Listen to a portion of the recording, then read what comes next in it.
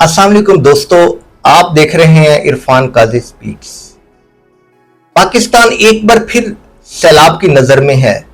बारिशें बरस रही हैं, नदी नाले उबल रहे हैं, जबकि अवाम बेयारो मददगार पानी में डूब रहे हैं। कराची हो, लाहौर हो, रावलपिंडी हो या खैबर पख्तूनख्वा, अवाम हर जगह सवाल पूछ रही है कि आखिर हर साल हमारे ही मुल्क में सैलाब क्यों आते हैं। आखिर सैलाब आने की वजूहात क्या हैं और क्या हमारी हुकूमतें इन सैलाब से रुकाव के लिए कुछ अमली इकदामात करेंगी। क्या यूं ही हर साल 2 साल बाद सैलाबी आफात का आना चलता रहेगा। दोस्तों, आज की वीडियो में हम इस पर डिटेल में बात करेंगे कि सैलाबों की पाकिस्तान में हिस्ट्री क्या है, ये क्यों आते हैं, क्या इसकी मैनेजमेंट के लिए कभी कुछ किया गया और कहां गैप्स हैं, और हम सैलाब से बचाव के लिए क्या इकदामात करके अवाम को महफूज रख सकते हैं। तो दोस्तों, उससे पहले हमारा YouTube चैनल सब्सक्राइब कर लें ताकि आपको हमारी हर आने वाली वीडियो टाइम पे मिल सके। तो दोस्तों, अब अगर हम पाकिस्तान में सैलाब की पस मंजर की बात करते हैं, सैलाबी तारीख की बात करते हैं, तो पाकिस्तान में सैलाब आना कोई नई बात नहीं है। पाकिस्तान में 1950, 1973, 2010 और 2022 में शदीद तरीन सैलाब आए।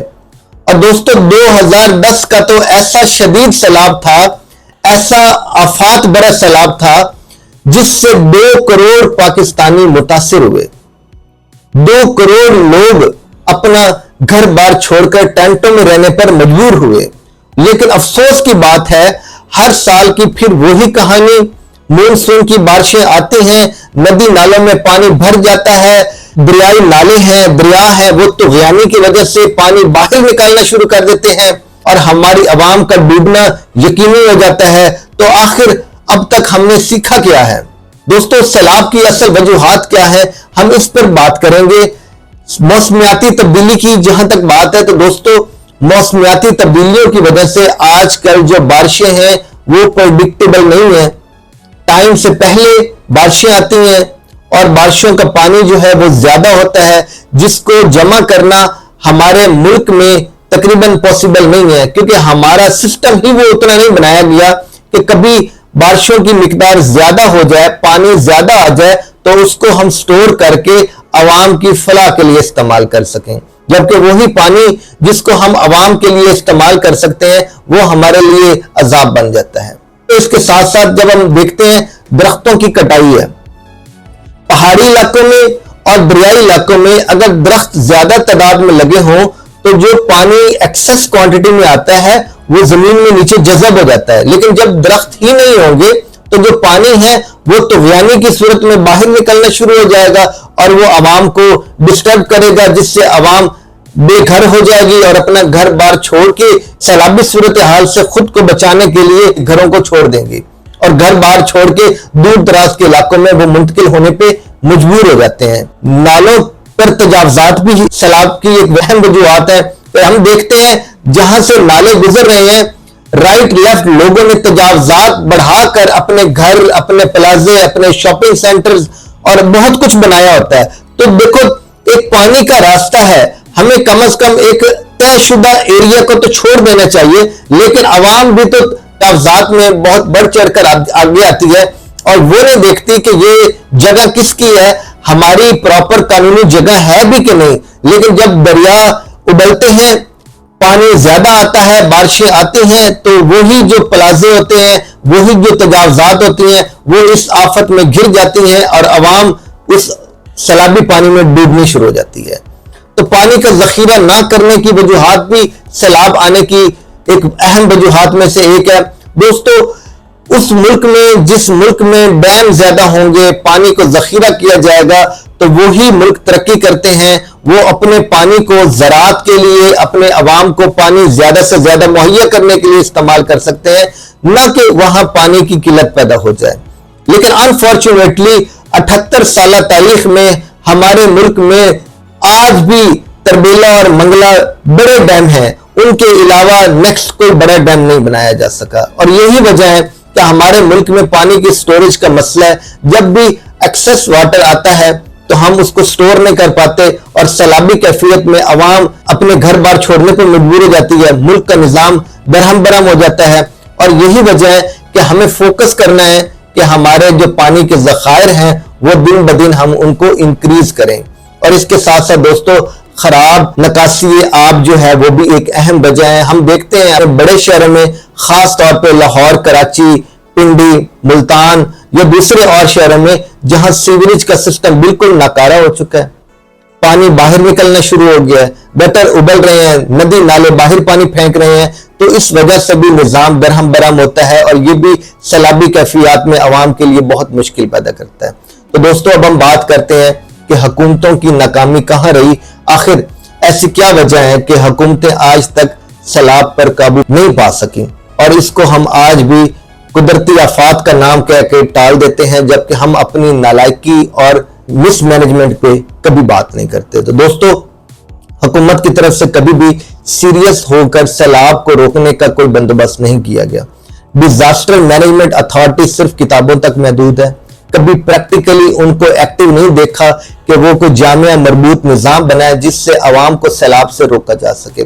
اور جو حکومتیں ہیں وہ صرف آئے روز اجلاس کرتی ہیں، سیلاب آنے لگے تو ایک اجلاس کر دیں گے، سیلاب آ گیا تو ایک اجلاس کر دیں گے، اس میں کچھ سفارشات پیش کر دی جائیں گی جن کا عوام کے ساتھ ڈائریکٹ کوئی لینا دینا نہیں اور نہ ہی کوئی امپلیمنٹیشن ہوتی ہے۔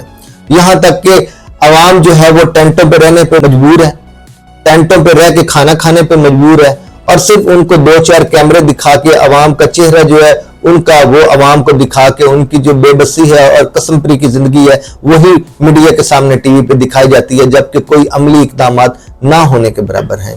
تو دوستو، اب اگر حالیہ بارشیں اور حالیہ طغیانی کی وجہ سے جو سیلابی صورتحال راولپنڈی کی ہے اس کا ذکر اگر ہم نہ کریں تو یہ بہت بڑی زیادتی ہوگی۔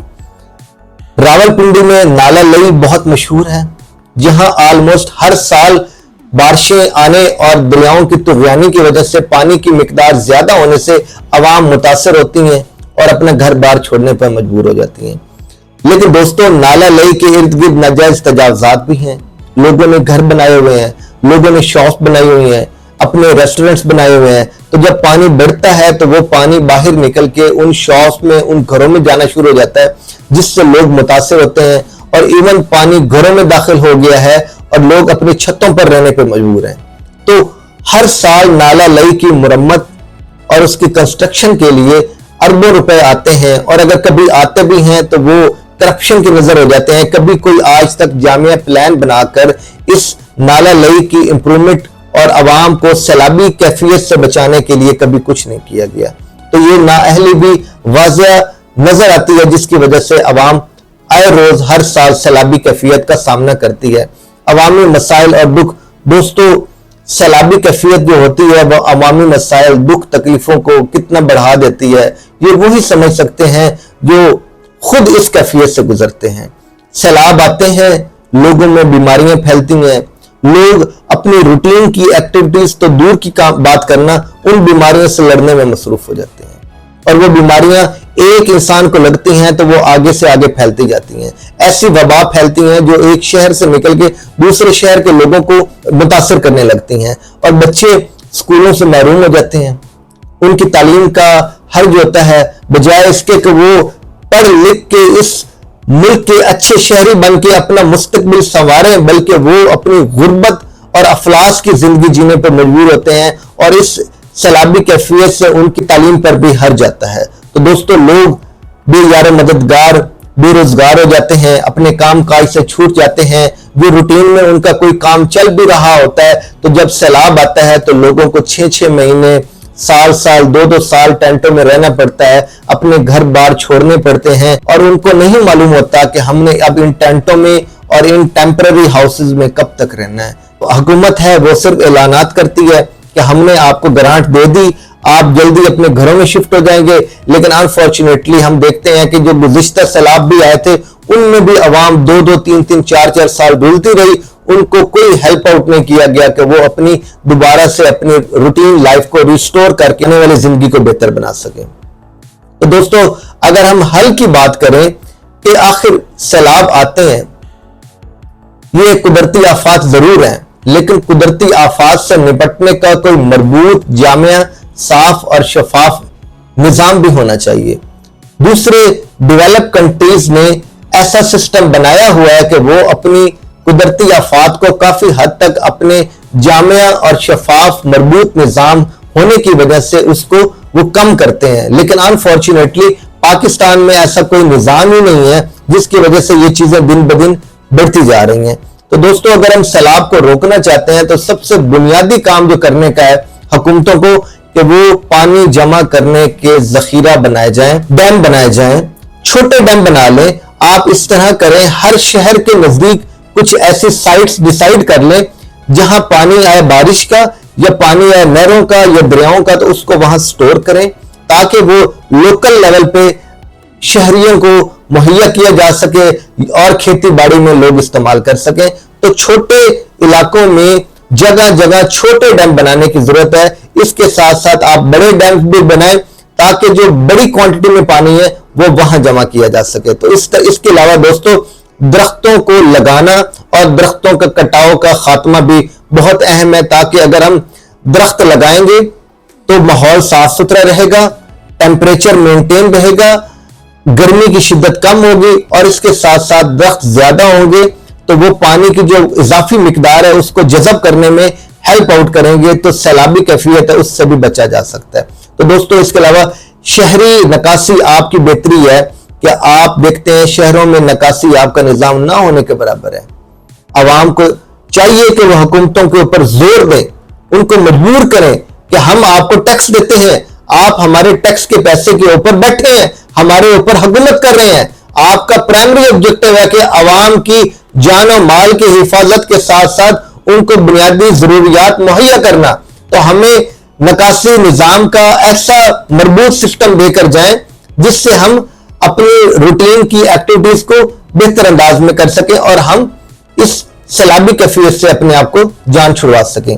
تو ندی نالوں کے ارد گرد جو تجاوزات ہیں، گورنمنٹ کو چاہیے ان کو بھی ہٹائے، ان کو پراپر سائٹس پہ کوئی جگہ دے، اور ندی نالے کے نزدیک کم از کم ایک جو پریکٹیکلی ایریا بنتا چھوڑنا، اس کے اوپر سختی سے امپلیمنٹیشن کی جائے کہ اس علاقے کے نزدیک ترین کوئی ایسی چیز نہ ہو جس میں ایکسس پانی آنے سے، سیلابی کیفیت آنے سے وہ افیکٹ ہو سکے۔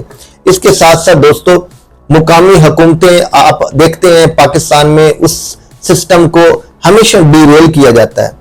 حکومتوں کو یہ تو ہوتا ہے کہ ہماری صوبائی یا قومی انتخابات ٹائم پہ ہوں، لیکن انفارچونیٹلی یہ جماعتیں اپنی پارٹیوں میں بھی ڈیموکریسی نہیں لاتی اور نہ ہی ان کو نچلے لیول پہ ڈیموکریسی پیاری ہوتی ہے۔ یہ صرف اپنے اوپر اپنی کرسی اور اپنے اختیارات کو دیکھتی ہیں، جبکہ مقامی حکومتیں ہونے سے عوام کے آدھے سے زیادہ مسائل وہیں پہ حل ہو جاتے ہیں۔ اگر مقامی حکومتیں ہوں تو وہ کوئی ایسا مربوط سسٹم بنائے جس سے مقامی لیول پہ سیلاب کو روکنے کے اقدامات کیے جا سکتے ہیں۔ پاکستان کے عوام کب تک سیلاب میں ڈوبتے رہیں گے؟ کب تک ہمارے بچے یوں دربدر ہوتے رہیں گے؟ وہ تعلیم سے کنارہ کشی کرتے رہیں گے، وہ اپنے گھر بار چھوڑ کر دور دراز کے ٹینٹوں میں رہنے پہ مجبور ہوں گے۔ دوستو، ہمیں اب وقت آ گیا ہے کہ زور دینا ہے اپنی حکومتوں کے اوپر کہ آپ ایسے اقدامات کریں، ایسا سٹرونگ شفاف نظام لائیں جس سے ہمیں سیلاب جو ہر 2 4 6 سالوں بعد آتے ہیں اور کروڑوں لوگ اس سے افیکٹ ہوتے ہیں، ہمیں اس سے بچایا جائے۔ اب وقت آ گیا کہ میڈیا کو حکومت کے اوپر زور دینا ہوگا کہ عوام کی بہتری اور ان کے لائف سٹائل کو امپروو کرنے کے لیے برائے مہربانی آپ پانی کو ذخیرہ کریں، ان کو سیلابی کیفیات سے بھی بچائیں، اور جو پانی ذخیرہ ہوگا وہ کھیتی باڑی اور عوام کی بہتری کے لیے استعمال کریں۔ اب وقت آ گیا دوستوں کہ ہمارے تمام اداروں کو مل کر اکٹھے ہو کے کام کرنا ہے، ہماری عدلیہ کو بھی زور دینا ہے، ہمارے میڈیا کو بھی زور دینا ہے، اور ہماری عوام کو بھی آگے بڑھ کے اس چیز پہ زور دینا ہے کہ ہمارے لیے پانی ریڈ لائن ہے۔ جس طرح سانس ایک انسان کے لیے ضروری ہے، پانی بھی جینے کے لیے ضروری ہے۔ ہمیں حکومتوں پہ زور دینا ہے کہ وہ بڑے ڈیمز بنائیں اور اس کے ساتھ ساتھ شہروں کے نزدیک چھوٹے ڈیمز بنائیں تاکہ پانی کا ذخیرہ آسانی سے کیا جا سکے اور ضرورت پڑنے پہ ان کو استعمال کیا جا سکے۔ دوستو، آج کی ویڈیو میں اتنا ہی۔ آپ کا شکریہ، آپ نے ہمارا ساتھ دیا۔ اگر آپ کی کوئی سجیشنز ہیں تو وہ کمنٹس میں آپ لکھ کر ہمیں سینڈ کریں۔ آج کی ویڈیو میں اتنا ہی، آپ سے ملاقات ہوتی ہے نیکسٹ آنے والی ویڈیو میں، تب تک اپنا خیال رکھیے گا، اللہ حافظ۔